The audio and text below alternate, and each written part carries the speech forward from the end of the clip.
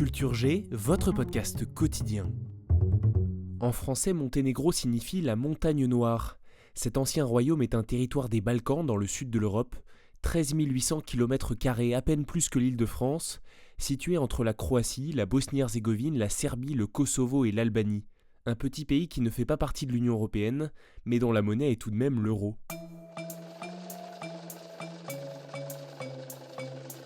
Vous saviez que tous les pays de l'Union européenne n'utilisaient pas l'euro, mais qu'un pays qui ne soit pas un État membre l'utilise comme monnaie unique, il y a de quoi être surpris. Ah oui, c'est étonnant. Pour comprendre, faisons un peu d'histoire. À la fin de la Seconde Guerre mondiale, après avoir été occupé par l'Italie puis l'Allemagne, un mouvement armé communiste prend le pouvoir en Yougoslavie, qui comprend 6 États-régions, la Slovénie, la Croatie, la Bosnie-Herzégovine, la Serbie, la Macédoine et le Monténégro.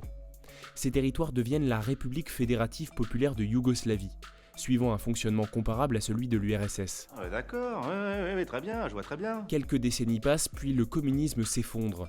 Les pays revendiquent leur indépendance. Juste à côté, là, en Europe, de 1991 à 2002, s'enchaînent des conflits meurtriers qui vont choquer le monde entier. La guerre en Slovénie, la guerre en Croatie, la guerre en Bosnie, la guerre croato-bosniaque, et bien sûr, la guerre du Kosovo. La guerre et son cortège de misère. À la frontière du Kosovo et de la Macédoine, elle draine son lot de réfugiés.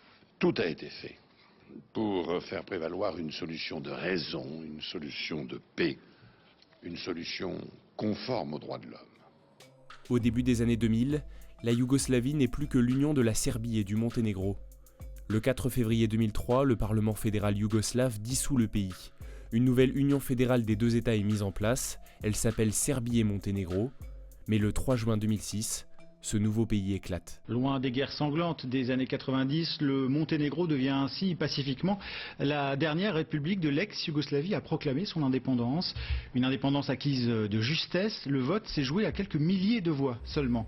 En raison de l'instabilité économique due aux guerres de Yougoslavie, le Monténégro avait choisi d'utiliser le Deutschmark à partir de 1999, parallèlement au dinar toujours utilisé en Serbie. En janvier 2001, le Deutschmark était devenu la seule monnaie ayant cours légal au Monténégro.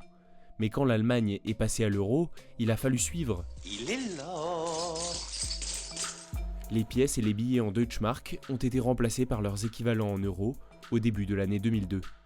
Le Monténégro n'est pas le seul pays dans ce cas-là. Comme lui, le Kosovo utilise l'euro sans être dans l'Union européenne. Et ces deux pays sont candidats à l'entrée dans l'Union.